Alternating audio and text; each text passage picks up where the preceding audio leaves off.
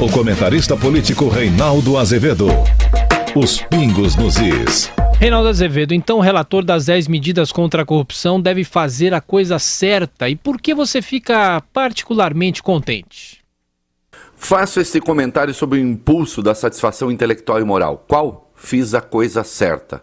Deixei de lado o alarido e me concentrei naqueles que são os meus valores, enquanto alguns se especializavam por aí me atacar nas redes sociais. Nem sempre o tempo é senhor da razão, mas às vezes. Quando isso ocorre, é o caso de resgatar a verdade de um clichê. Antes tarde do que nunca. E claro, lamento a, como posso dizer, prudência dos nossos líderes políticos, que pode ser confundida com covardia. Estamos chegando à reta final da primeira etapa das chamadas 10 medidas contra a corrupção, uma proposta do Ministério Público que virou projeto de iniciativa popular. O relator é o deputado Onyx Lorenzoni, do DEM do Rio Grande do Sul. Sei bem o que me custou nesses dias dizer a coisa certa. Como sabe o ouvinte, os meus comentários estão todos em arquivo, reprovo 3 das 10 propostas e tenho restrições a uma quarta porque A. Não servem ao combate à corrupção. B. Apenas agridem o Estado de Direito. Refiro-me, como muitos devem desconfiar, 1. Ao limite imposto ao habeas corpus, o que deixaria qualquer ditadura com inveja do Brasil. 2. A aceitação em juízo de provas colhidas ilegalmente, desde que de boa fé, claro. Como a gente sabe, a boa-fé da corda é o pescoço. 3. Teste de honestidade aplicado aleatoriamente a servidores públicos. Nota antes que prossiga. Autoritários e fanáticos exigem concordância de 100%. Se for de 70%, já consideram que se está diante de um traidor.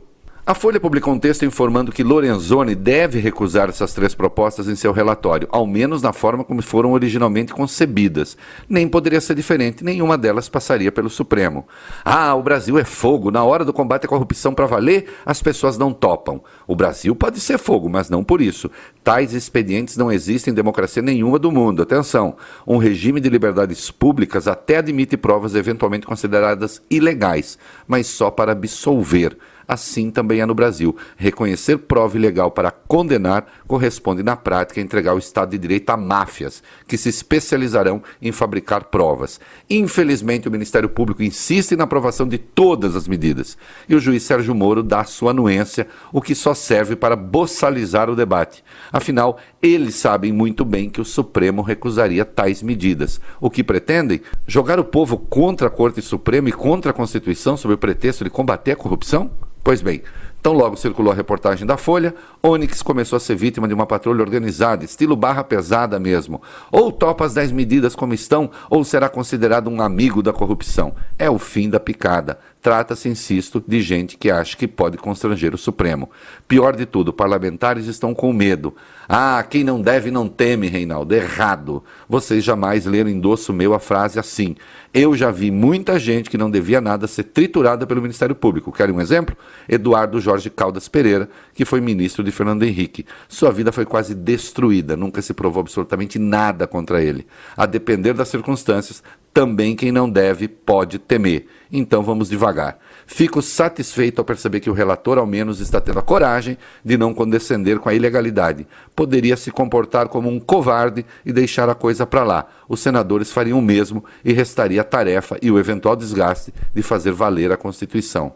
E a quarta medida, Reinaldo, a qual você faz restrição, é aquela que quer transformar a corrupção em crime hediondo, igualando aos crimes contra a vida. Afinal, como está num texto do MP, aspas, a corrupção mata ao desviar recursos públicos que deveriam garantir direitos essenciais como saúde, educação, saneamento básico e segurança, fecha aspas. Bem, todo mundo sabe que isso é retórica condoreira, não direito.